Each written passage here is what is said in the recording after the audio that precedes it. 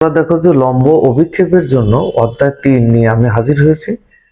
তো দেখো যে এখানে মনে করো পি বিন্দু লম্ব অভিক্ষেপটা আমি এখানে নির্ণয় করব। তাহলে কিভাবে করব? এক্স ওয়াই রেখার উপরে আমি একটি লম্ব আঁকলাম, তাহলে পাদবিন্দু হচ্ছে আমার পি প্রাইম বিন্দু। তাহলে এই পি প্রাইম বিন্দু হবে এক্স ওয়াই এর উপরে পি বিন্দুর লম্ব অভিক্ষেপ। তাহলে কিভাবে বলবো? তাহলে এখানে হলো পি প্রাইম বিন্দু